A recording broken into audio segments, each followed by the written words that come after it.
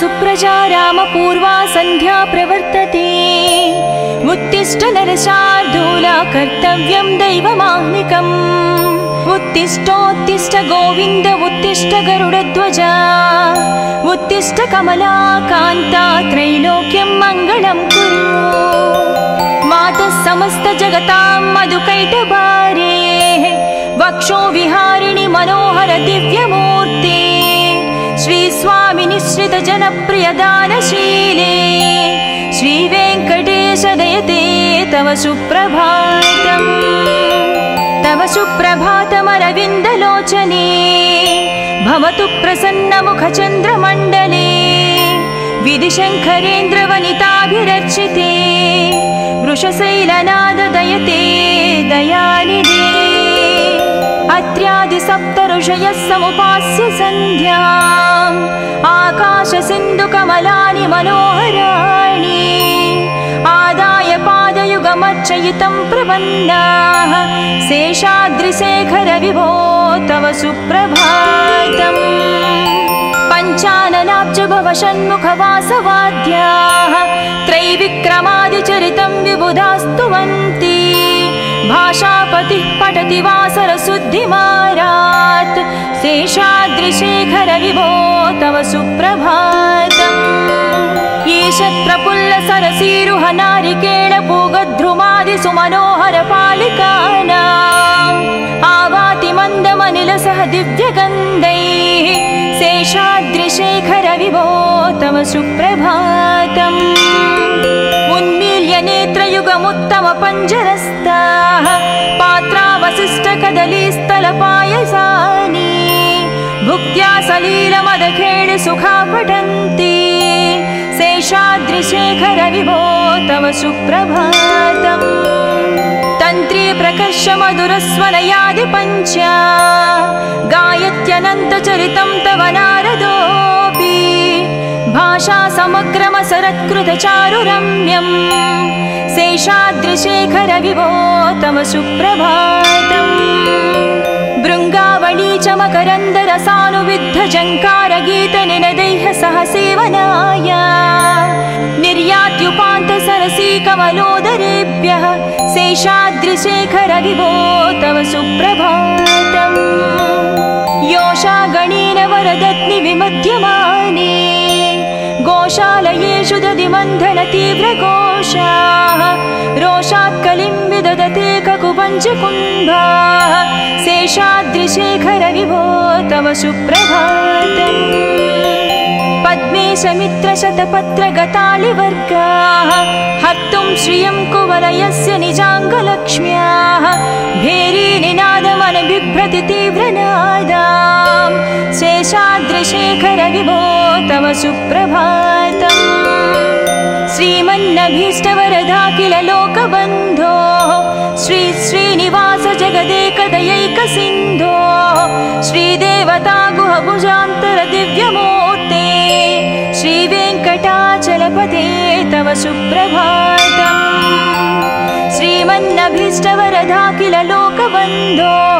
श्री श्रीनिवास जगदेश दयैकसिन्धो श्रीदेवता गृहभुजान्तर दिव्यमूर्ते श्रीवेङ्कटाचलपते तव सुप्रभातम् श्री स्वामी पुष्करिणिकाप्लव निर्मलाङ्गाः श्रेयाधिनो हर विरिञ्चि सनन्दनाद्याः द्वारे वसन्ति वरनेत्र हतोत्तमाङ्गाः श्रीवेङ्कटाचलपते तव सुप्रभातम् श्रीशेषशैल गरुडाचल वेङ्कटाद्रि नारायणाद्रि वृषभाद्रि वृषाद्रि मुख्या आख्यां त्वदीय वसतिरनिशं वदन्ति श्रीवेङ्कटाचलपते तव सुप्रभातम् सेवापराः शिवसुरेश कृशानुधर्म रक्षो भुराद पवमानदनादिनाद बद्धाञ्जलि प्रविलसन्निध शीर्षदेश श्रीवेङ्कटाचलपते तव सुप्रभातम् दाटीषुते विहगराज मृगाधिराज नागाधिराज गजराज हयाधिराज स्वस्वाधिकारमहमाधिकमर्दयन्ते श्रीवेङ्कटाचलपते तव सुप्रभातम् सूर्येन्दुभौमबुधवाक्पति काव्यसौरि सद्भानुकेतु दिवि सत्परिसत्प्रधानाः त्वद्वासदापचरमावधिदासदासाः श्रीवेङ्कटाचलपते तव सुप्रभातम् तत्पादधूलिभरितस्फुरितोत्तमाङ्गा स्वर्गापवर्गनिरपेक्ष निजान्तरङ्गा कल्पागमाकलनया कुलताङ्गभन्ते श्रीवेङ्कटाचलपते तव सुप्रभातम् त्वद्गोपुराग्रशिखराणि निरीक्षमाणाः स्वर्गापवर्गपदवीं परमां श्रयन्तः मध्या मनुष्यभुवने मतिमाश्रयन्ते श्रीवेङ्कटाचलपते तव सुप्रभातम् श्रीभूमिनायकदयादिगुणामृताभे देवादिदेव जगदेश शरण्यमूर्ते श्रीमन्ननन्तगरुडाधिभिरर्चिताङ्घ्रे श्रीवेङ्कटाचलपते तव सुप्रभातम् श्रीपद्मनाभपुरुषोत्तम वासुदेव वैकुण्ठमाधव जनार्दन चक्रपाणे श्रीवत्सचिह्न शरणागत पारिजात श्रीवेङ्कटाचलपते तव सुप्रभातम् कन्दर्पदर्पहर सुन्दर दिव्यमूर्ते कान्ताकुचाम्बुरुह कुट्मललोलदृष्टे कल्याण निर्मल गुणाकर दिव्यकीर्ते श्रीवेङ्कटाचलपते तव सुप्रभातम् मीनाकृते कमठकोल नृसिंहवर्णिन् स्वामिन् परस्वर तपोधन रामचन्द्र शेषांस राम यदुनन्दन कल्किरूप श्रीवेङ्कटाचलपते तव सुप्रभातम् येलालवङ्घगणसार सुगन्धितीर्थम् दिव्यं वियत्सरितु हेमघटेषु पूर्णम् धृत्वाद्धवैदिकशिखामणयः प्रहृष्टाः तिष्ठन्ति वेङ्कटपते तव सुप्रभातम् भास्वानुदीति विकचाविसरोरुहाणि सम्पूरयन्ति निनदैककुबो विहङ्गाः श्रीवैष्णवाः सतमर्धितमङ्गलास्ते धामाश्रयन्ति तव वेङ्कट सुप्रभातम् ब्रह्मादयास्सुरवरास्सु महर्षयस्ते सन्तः सनन्दनमुखास्त्वदयोगिवर्याः धामान्तिके तव हि मङ्गलवस्तुहस्ताः श्रीवेङ्कटाचलपते तव सुप्रभातम् लक्ष्मीनिवास निरवद्य गुणैकसिन्धो संसारसागर समुत्तरणैकसेतो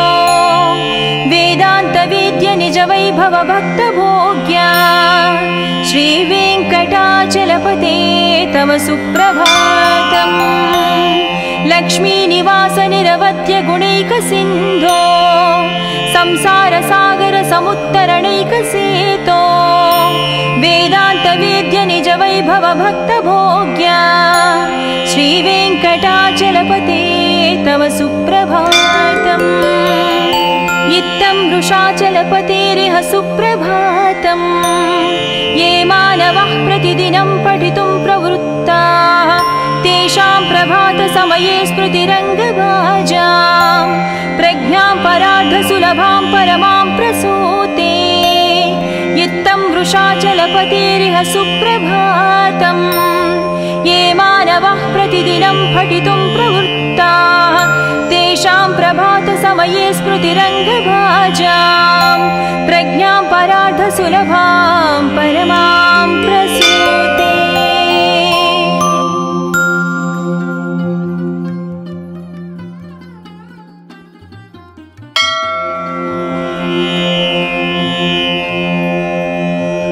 कौसल्या सुप्रजा रामपूर्वा सन्ध्या प्रवर्तते उत्तिष्ठ नरशार्दूला कर्तव्यं दैवमाह्निकम् उत्तिष्ठोत्तिष्ठ गोविन्द उत्तिष्ठ गरुडध्वजा उत्तिष्ठ कमलाकान्ता त्रैलोक्यं मङ्गलं कुरु। मातः समस्त जगतां मधुकैटभारे वक्षो विहारिणि मनोहर दिव्यमूर्ते श्रीस्वामि निश्रित जनप्रिय दानशीले श्रीवेङ्कटेश दयते तव सुप्रभातम्। तव सुप्रभातमरविन्दलोचने भवतु प्रसन्नमुखचन्द्रमण्डले विधिशङ्करेन्द्रवनिताभिरर्चिते वृषशैलनाद दयते दयानिधे।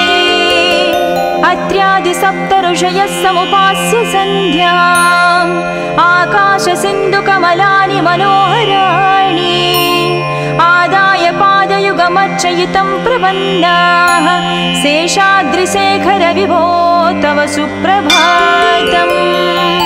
पञ्चाननाब्ज भव षण्मुखवासवाद्याः त्रैविक्रमादिचरितं विबुधास्तुवन्ति भाषापतिः पठति वासरशुद्धिमारात् शेषाद्रिशेखर विभो तव सुप्रभातम्। ईशत्प्रफुल्ल सरसीरुह नारिकेळ पूगद्रुमादिसुमनोहर पालिकानाम् आवाति मन्दमनिलसह दिव्यगन्धैः शेषाद्रिशेखर विभो तव सुप्रभातम्। उन्मील्य नेत्रयुगमुत्तम पञ्जरस्ताः पात्रावशिष्टकदलीस्थलपायसानि भुक्त्या सलीलमदखेळि सुखा पठन्ति शेषाद्रिशेखर विभो तव सुप्रभातम्।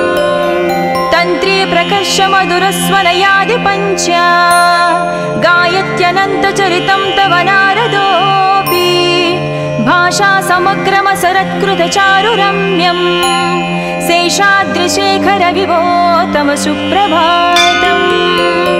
भृङ्गावळी च मकरन्दरसानुविद्धझङ्कारगीतनिनदैः सह सेवनाय निर्यात्युपान्तसरसी कमलोदरेभ्यः शेषाद्रिशेखर विभो तव सुप्रभातम्। योषा गणेन वरदत्नि विमध्यमाने गोशालयेषु दधिमन्थन तीव्रघोषाः रोषात् कलिं विदधते ककुपञ्चकुम्भाः शेषाद्रिशेखर विभो तव सुप्रभातम्। पद्मेशमित्रशतपत्रगतालिवर्गाः हर्तुं श्रियं कुवलयस्य निजाङ्गलक्ष्म्याः भेरीनिनादमनबिभ्रति तीव्रनादाम् शेषाद्रिशेखर विभो तव सुप्रभातम्। श्रीमन्नभीष्टवरदाखिल लोकबन्धो श्री श्रीनिवास जगदेकदयैकसिन्धो श्रीदेवता गुहभुजान्तर दिव्यमूर्ते श्रीवेङ्कटाचलपते तव सुप्रभातम्। श्रीमन्नभीष्टवरदाखिल लोकबन्धो श्री श्रीनिवास जगदेश दयैकसिन्धो श्रीदेवता गृहभुजान्तर दिव्यमूर्ते श्रीवेङ्कटाचलपते तव सुप्रभातम्। श्रीस्वामि पुष्करिणिकाप्लव निर्मलाङ्गाः श्रेयाधिनोहर विरिञ्चि सनन्दनाद्याः द्वारे वसन्ति वरनेत्रहतोद्यमाङ्गाः श्रीवेङ्कटाचलपते तव सुप्रभातम्। श्रीशेषशैलगरुडाचल वेङ्कटाद्रिनारायणाद्रिवृषभाद्रिवृषाद्रिमुख्या आख्यां त्वदीयवसतिरनिशं वदन्ति श्रीवेङ्कटाचलपते तव सुप्रभातम्। सेवापराः शिवसुरेश कृशानुधर्म रक्षोऽम्बुनाद पवमानदनादिनाद बद्धाञ्जलिप्रविलसन्निधशीर्षदेश श्रीवेङ्कटाचलपते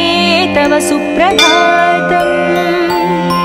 दाटीशुते विहगराज मृगाधिराज नागाधिराज गजराज हयाधिराज स्वस्वाधिकारमहमाधिकमर्दयन्ते श्रीवेङ्कटाचलपते तव सुप्रभातम्। सूर्येन्दुभौमबुधवाक्पति काव्यसौरि सद्भानुकेतु दिवि सत्परिसत्प्रधानाः मद्वासदापचरमावधिदासदासाः श्रीवेङ्कटाचलपते तव सुप्रभातम् तत्पादधूलिभरितस्फुरितोत्तमाङ्गाः स्वर्गापवर्गनिरपेक्षनिजान्तरङ्गाः कल्पागमाकलनयाकुलताङ्गभन्ते श्रीवेङ्कटाचलपते तव सुप्रभातम् त्वद्गोपुराग्रशिखराणि निरीक्षमाणाः स्वर्गापवर्गपदवीं परमां श्रयन्तः मर्त्या मनुष्यभुवने मतिमाश्रयन्ते श्रीवेङ्कटाचलपते तव सुप्रभातम् श्रीभूमिनायकदयादिगुणामृताभे देवादिदेव जगदेश शरण्यमूर्ते श्रीमन्ननन्तगरुडाधिभिरर्चिताङ्ग्रे श्रीवेङ्कटाचलपते तव सुप्रभातम् श्रीपद्मनाभपुरुषोत्तम वासुदेव वैकुण्ठमाधव जनार्दन चक्रपाणे श्रीवत्सचिह्नशरणागत पारिजात श्रीवेङ्कटाचलपते तव सुप्रभातम् कन्दर्पदर्पहर सुन्दर दिव्यमूर्ते कान्ताकुचाम्बुरुह कुट्मललोल दृष्टे कल्याण निर्मल गुणाकर दिव्यकीर्ते श्रीवेङ्कटाचलपते तव सुप्रभातम् मीनाकृते कमठकोल नृसिंहवर्णिन् स्वामिन् परस्वर तपोधन रामचन्द्र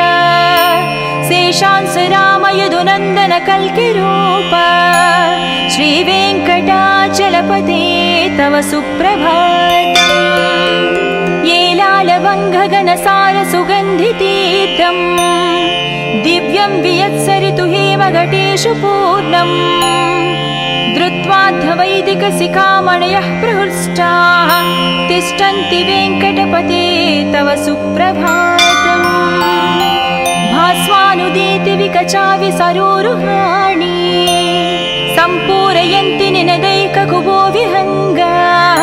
श्रीवैष्णवाः सतमर्धितमङ्गलास्ते धामाश्रयन्ति तव वेङ्कटसुप्रभातम् ब्रह्मादयाः सुरवराः सुमहर्षयस्ते सन्तः सनन्दनमुखास्त्वदयोगिवर्याः धामान्तिके तव हि मङ्गलवस्तुहस्ताः श्रीवेङ्कटाचलपते तव सुप्रभातम् लक्ष्मीनिवास निरवध्य गुणैकसिन्धो संसारसागर समुत्तरणैकसेतो वेदान्तवेद्य निज वैभव भक्तभोग्या श्रीवेङ्कटाचलपते तव सुप्रभातम् लक्ष्मीनिवास निरवध्य गुणैकसिन्धो संसारसागर समुत्तरणैकसेतो वेदान्तवेद्य निज वैभव भक्तभोग्या श्रीवेङ्कटाचलपते तव सुप्रभातम् इत्थं वृषाचलपतेरिह सुप्रभातम् ये मानवः प्रतिदिनं पठितुं प्रवृत्ताः तेषां प्रभातसमये स्मृतिरङ्गभाजां प्रज्ञां परार्धसुलभां परमां प्रसूते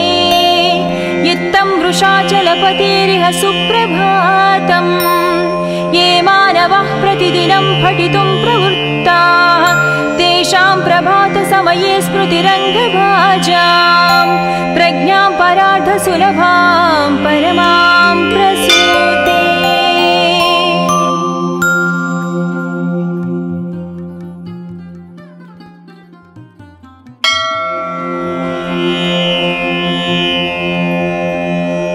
कौसल्या सुप्रजा रामपूर्वा सन्ध्या प्रवर्तते उत्तिष्ठ नरशार्दूला कर्तव्यं दैवमाह्निकम् उत्तिष्ठोत्तिष्ठ गोविन्द उत्तिष्ठ गरुडध्वजा उत्तिष्ठ कमला कान्ता त्रैलोक्यं मङ्गलं कुरु मातः समस्त जगतां मधुकैटभारे वक्षो विहारिणि मनोहर दिव्यमूर्ते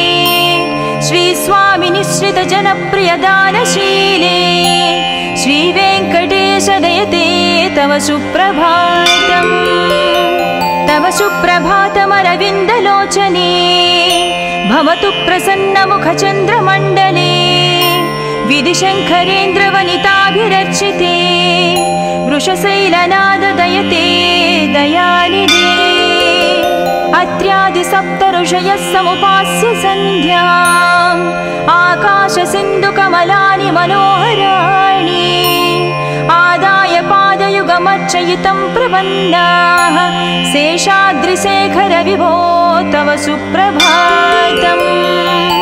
पञ्चाननाब्जभवषण्मुखवासवाद्याः त्रैविक्रमादिचरितं विबुधास्तुवन्ति भाषापतिः पठति वासरशुद्धिमारात् शेषाद्रिशेखर विभो तव सुप्रभातम् ईशत्प्रफुल्लसरसीरुह नारिकेळपूगद्रुमादिसुमनोहरपालिकानाम् आवाति मन्दमनिलसह दिव्यगन्धैः शेषाद्रिशेखर विभो तव सुप्रभातम् उन्मील्य नेत्रयुगमुत्तमपञ्जरस्ताः पात्रावशिष्टकदलीस्थलपायसानि भुक्त्या सलीलमदखेळ सुखा पठन्ति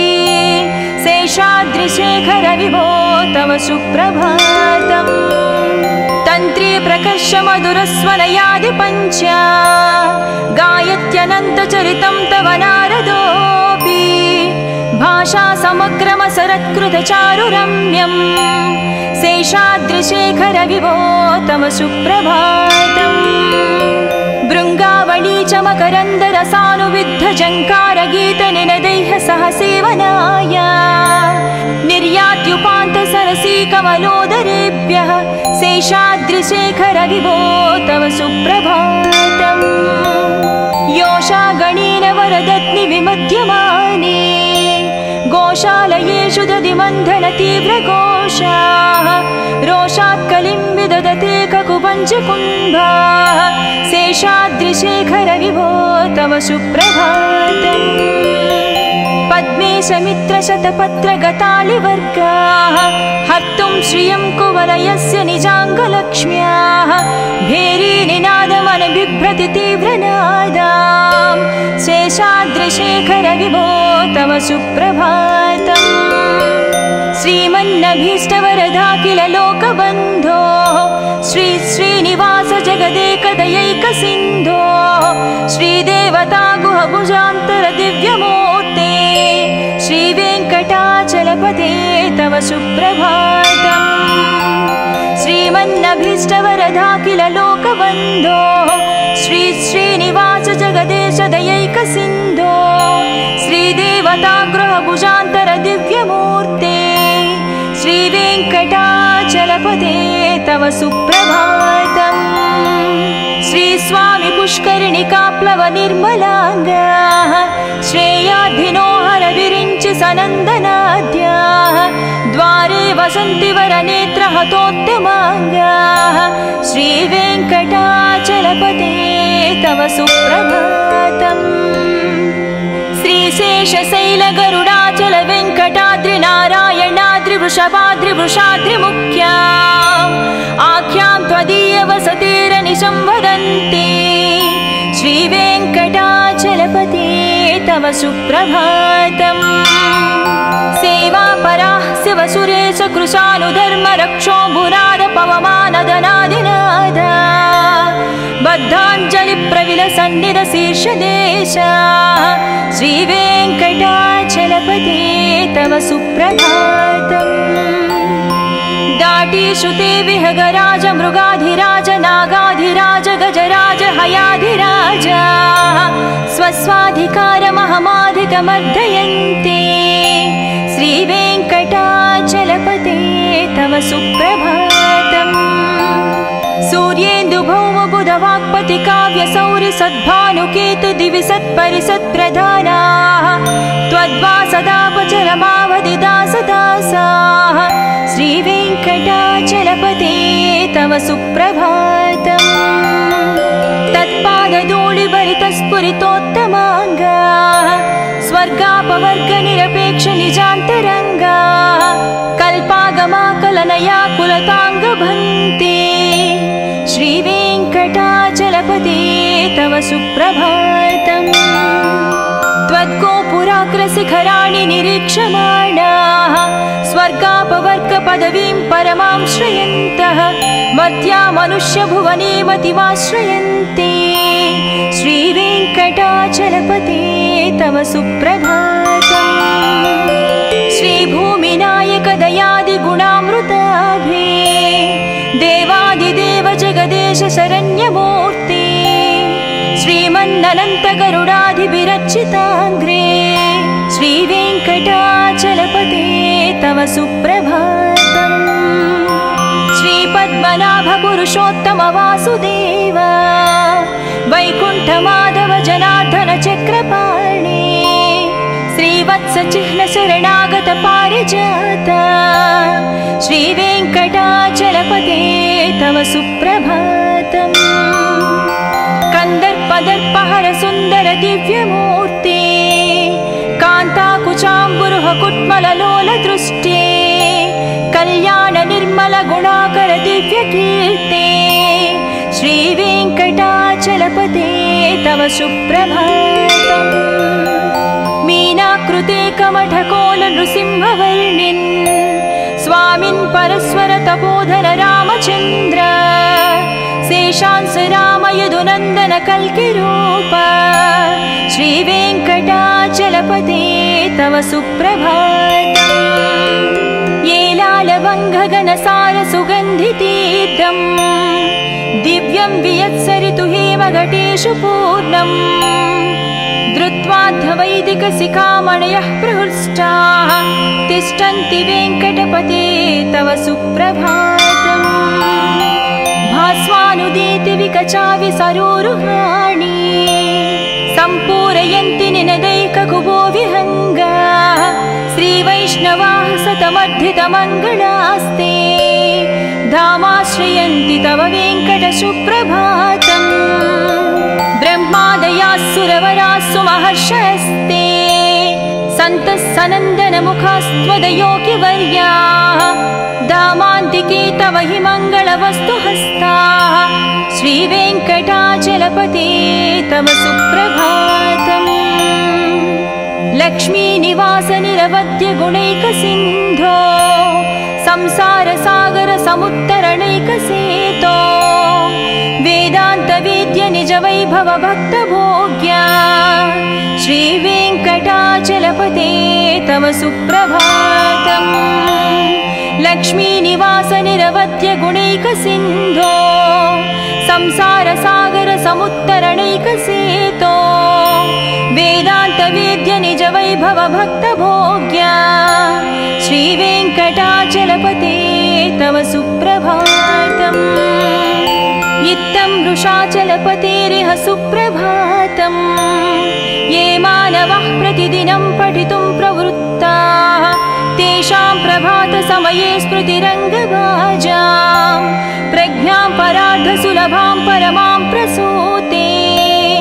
इत्थं वृषाचलपतेरिह सुप्रभातम् ये मानवः प्रतिदिनं पठितुं प्रवृत्ताः तेषां प्रभातसमये स्मृतिरङ्गभाजां प्रज्ञां परार्धसुलभां परमां प्रसूते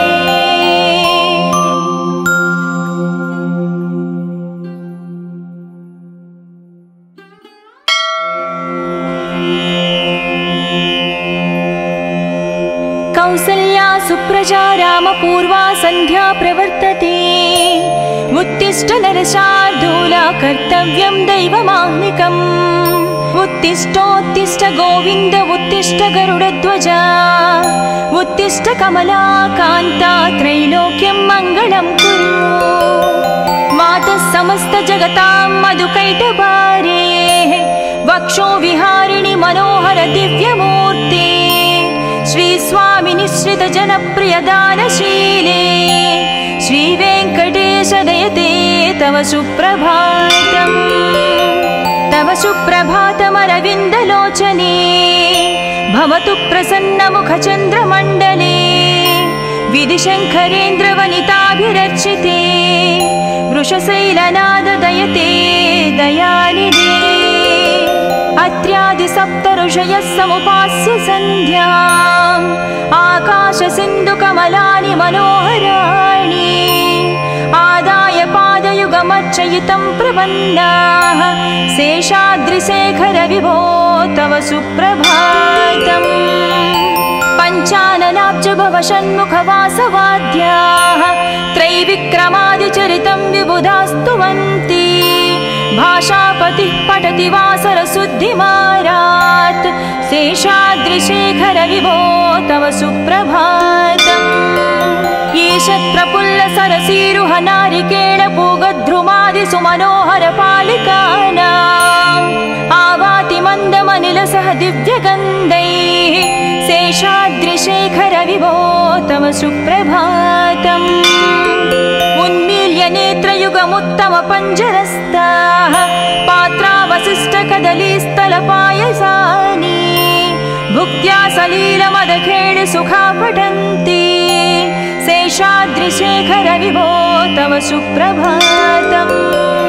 तन्त्री प्रकर्षमधुरस्वनयादिपञ्चा गायत्यनन्तचरितं तव नारदोऽपि भाषा समग्रमसरत्कृतचारुरम्यम् शेषाद्रिशेखरविभो तव सुप्रभातम्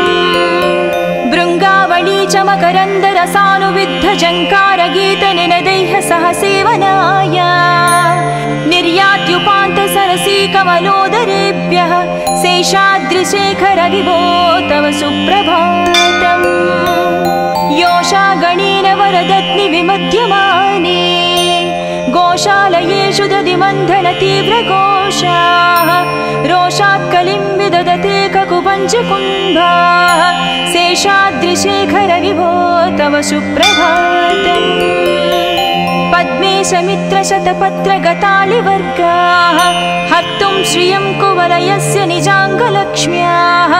भेरीनिनादमनबिभ्रति तीव्रनादाम् शेषाद्रिशेखरविभो तव सुप्रभातम् श्रीमन्नभीष्टवरदाखिल लोकबन्धो श्री श्रीनिवास जगदेकदयैकसिन्धो श्रीदेवता गुहभुजान्तर दिव्यमूर्ते श्रीवेङ्कटाचलपते तव सुप्रभातम् श्रीमन्नभीष्टवरदाखिल लोकबन्धो श्री श्रीनिवास जगदेशदयैकसिन्धो श्रीदेवता गृहभुजान्तर दिव्यमूर्ते श्रीवेङ्कटाचलपते तव सुप्रभातम् श्रीस्वामि पुष्करिणिकाप्लव निर्मलाङ्गाः श्रेयाद्धिनोहर विरिञ्चि सनन्दनाद्याः द्वारे वसन्ति वरनेत्रहतोद्यमाङ्गाः श्रीवेङ्कटाचलपते तव सुप्रभातम् श्रीशेषशैलगरुडाचल वेङ्कटाद्रिनारायणाद्रिवृषभाद्रिवृषाद्रिमुख्या आख्यां त्वदीयवसतिरनिशं वदन्ति श्रीवेङ्कटाचलपते तव सुप्रभातम् सेवापराः शिवसुरेश कृशानुधर्मरक्षोऽम्बुनाद पवमानदनादिनादा बद्धाञ्जलिप्रविलसन्निधशीर्षदेशा श्रीवेङ्कटाचलपते तव सुप्रभातम्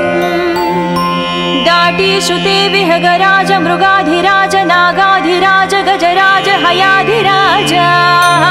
स्वस्वाधिकारमहमाधिकमर्दयन्ते श्रीवेङ्कटाचलपते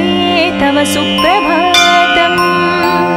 सूर्येन्दुभौमबुधवाक्पति काव्यसौरि सद्भानुकेतु दिवि सत्परिसत्प्रधानाः त्वद्वासदापचरमावधिदासदासाः श्रीवेङ्कटाचलपते तव सुप्रभातम् तत्पादधूलिभरितस्फुरितोत्तमाङ्गाः स्वर्गापवर्गनिरपेक्षनिजान्तरङ्गाः कल्पागमाकलनया कुलताङ्गभन्ते श्रीवेङ्कटाचलपते तव सुप्रभातम् त्वद्गोपुराग्रशिखराणि निरीक्षमाण पदवीं परमां श्रयन्तः मर्त्या मनुष्यभुवने मतिमाश्रयन्ते श्रीवेङ्कटाचलपते तव सुप्रभातम्। श्रीभूमिनायक दयादिगुणामृताभे देवादिदेव जगदेश शरण्यमूर्ते श्रीमन्ननन्त गरुडाधिविरचिताग्रे श्रीवेङ्कटाचलपते तव सुप्रभातम्। श्रीपद्मनाभ पुरुषोत्तम वासुदेव वैकुण्ठमाधव जनार्दन चक्रपाणे श्रीवत्स चिह्न शरणागत पारिजात श्रीवेङ्कटाचलपते तव सुप्रभातम्। कंदर्पदर्पहर सुन्दर दिव्यमूर्ते कान्ताकुचाम्बुरुह कुट्मललोल दृष्टे कल्याण निर्मल गुणाकर दिव्यकीर्ते श्रीवेङ्कटाचलपते तव सुप्रभातम्। मीनाकृते कमठकोल नृसिंहवर्णिन् स्वामिन् परस्वर तपोधर रामचन्द्र शेषांस राम यदुनन्दन कल्किरूप श्रीवेङ्कटाचलपते तव सुप्रभातम्। येलालवङ्घगणसार सुगन्धितीर्थम् दिव्यं वियत्सरितु हेमघटेषु पूर्णम् धृत्वाद्धवैदिकशिखामणयः प्रहृष्टाः तिष्ठन्ति वेङ्कटपते तव सुप्रभातम्। भास्वानुदीति विकचाविसरोरुहाणि सम्पूरयन्ति निनदैककुबो विहङ्गाः श्रीवैष्णवाः सतमर्धितमङ्गलास्ते धामाश्रयन्ति तव वेङ्कट सुप्रभातम्। ब्रह्मादयास्सुरवरास्सु महर्षयस्ते सन्तः सनन्दनमुखास्त्वदयोगिवर्याः धामान्तिके तव हि मङ्गलवस्तु हस्ताः श्रीवेङ्कटाचलपते तव सुप्रभातम्। लक्ष्मीनिवास निरवध्य गुणैकसिन्धो संसारसागर समुत्तरणैकसेतो वेदान्तवेद्य निज वैभव भक्तभोग्या श्रीवेङ्कटाचलपते तव सुप्रभातम्। लक्ष्मीनिवास निरवध्य गुणैकसिन्धो संसारसागर समुत्तरणैकसेतो वेदान्तवेद्य निज वैभव भक्तभोग्या श्रीवेङ्कटाचलपते तव सुप्रभातम्। इत्थं वृषाचलपतेरिह सुप्रभातम्। ये मानवः प्रतिदिनं पठितुं प्रवृत्ताः तेषां प्रभातसमये स्मृतिरङ्गभाजां प्रज्ञां परार्धसुलभां परमां प्रसूते इत्थं वृषाचलपतेरिह सुप्रभातम्। ये मानवः प्रतिदिनं पठितुं प्रवृत्ताः तेषां प्रभातसमये स्मृतिरङ्गभाजां प्रज्ञां परार्धसुलभां परमां प्रसूते।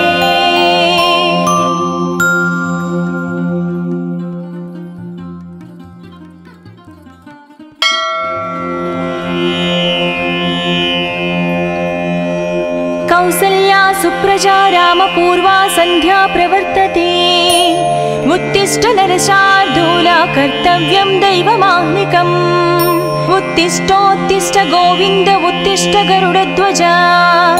उत्तिष्ठ कमलाकान्ता त्रैलोक्यं मङ्गलं कुरु।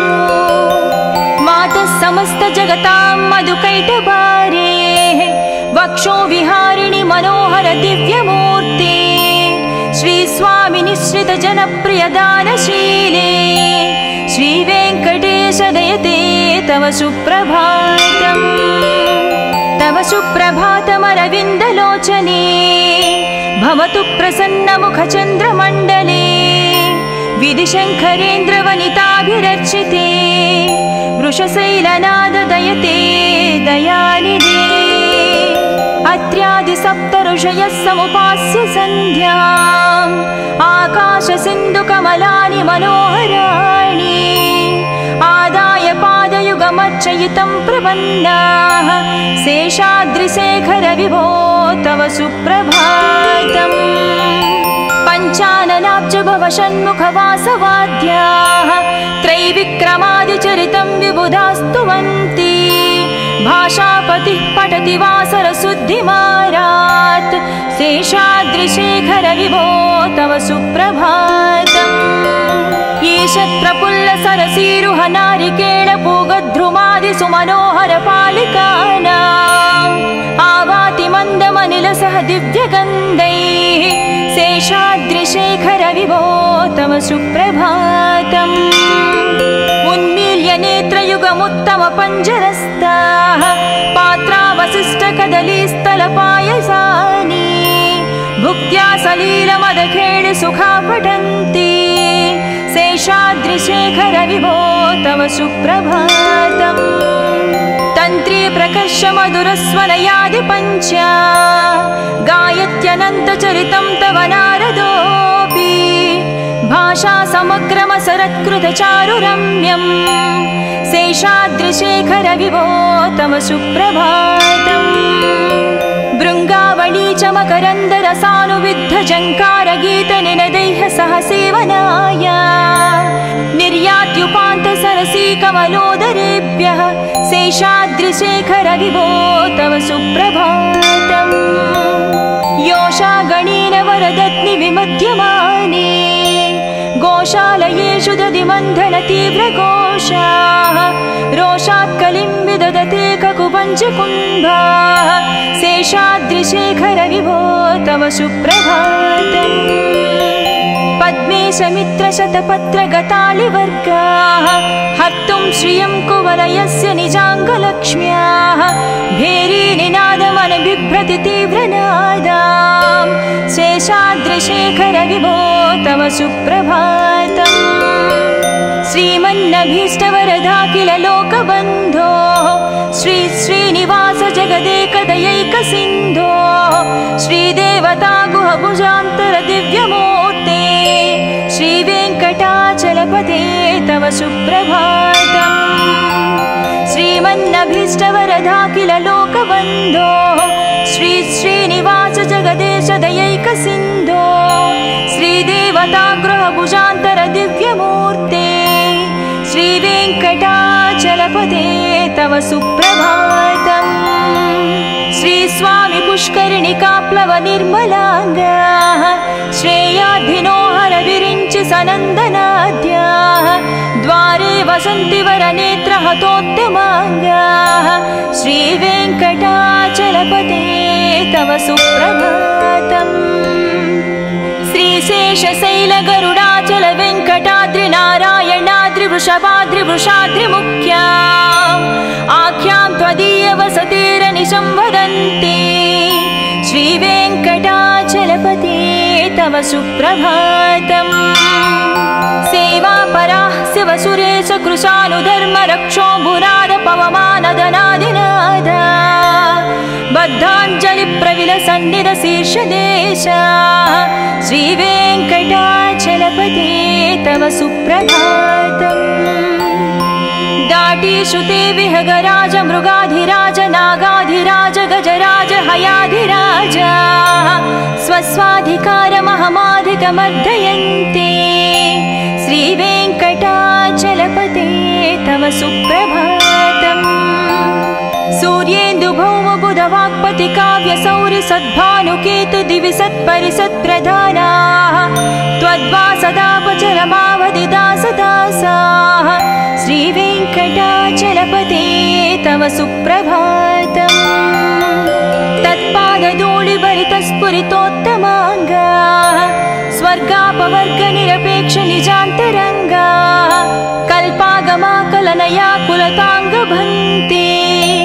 श्रीवेङ्कटाचलपते तव सुप्रभातम् त्वद्गोपुराग्रशिखराणि निरीक्षमाणाः स्वर्गापवर्गपदवीं परमां श्रयन्तः मर्त्या मनुष्यभुवने मतिमाश्रयन्ते श्रीवेङ्कटाचलपते तव सुप्रभातम् श्रीभूमिनायक दयादिगुणामृताभे शरण्यमूर्ते श्रीमन्ननन्तगरुडाधिविरचिताङ्ग्रे श्रीवेङ्कटाचलपते तव सुप्रभातम्। श्रीपद्मनाभ पुरुषोत्तम वासुदेव वैकुण्ठमाधव जनार्दन चक्रपाणे श्रीवत्स चिह्न शरणागत पारिजात श्रीवेङ्कटाचलपते तव सुप्रभातम्। कंदर्पदर्पहर सुन्दर दिव्यमूर्ते कान्ताकुचाम्बुरुह कुट्मललोल दृष्टे कल्याण निर्मल गुणाकर दिव्यकीर्ते श्रीवेङ्कटाचलपते तव सुप्रभातम्। मीनाकृते कमठकोल नृसिंहवर्णिन् स्वामिन् परस्वर तपोधन रामचन्द्र शेषांस राम यदुनन्दन कल्किरूप श्रीवेङ्कटाचलपते तव सुप्रभातम्। येलालवङ्घगनसार सुगन्धितीर्थम् दिव्यं वियत्सरितु हेमघटेषु पूर्णम् धृत्वाध्वैदिकशिखामणयः प्रहृष्टाः तिष्ठन्ति वेङ्कटपते तव सुप्रभातम्। भास्वानुदीति विकचाविसरोरुहाणि सम्पूरयन्ति निनदैककुबो विहङ्गा श्रीवैष्णवाः सतमर्धितमङ्गलास्ते धामाश्रयन्ति तव वेङ्कटसुप्रभातम्। ब्रह्मादयास्सुरवरास्सु महर्षयस्ते सन्तः सनन्दनमुखास्त्वदयोगिवर्याः धामान्तिके तव हि मङ्गलवस्तुहस्ताः श्रीवेङ्कटाचलपते तव सुप्रभातम्। लक्ष्मीनिवास निरवध्य गुणैकसिन्धो संसारसागर समुत्तरणैकसेतो वेदान्तवेद्य निज वैभव भक्तभोग्या श्रीवेङ्कटाचलपते तव सुप्रभातम्। लक्ष्मीनिवास निरवध्य गुणैकसिन्धो संसारसागर समुत्तरणैकसेतो वेदान्तवेद्य निज वैभव भक्तभोग्या श्रीवेङ्कटाचलपते तव सुप्रभातम्। इत्थं वृषाचलपतेरिह सुप्रभातम्। ये मानवः प्रतिदिनं पठितुं प्रवृत्ताः तेषां प्रभातसमये स्मृतिरङ्गभाजां प्रज्ञां परार्धसुलभां परमां प्रसूते। इत्थं वृषाचलपतेरिह सुप्रभातम्। ये मानवः प्रतिदिनं पठितुं प्रवृत्ताः तेषां प्रभातसमये स्मृतिरङ्गभाजां प्रज्ञां परार्धसुलभां परमा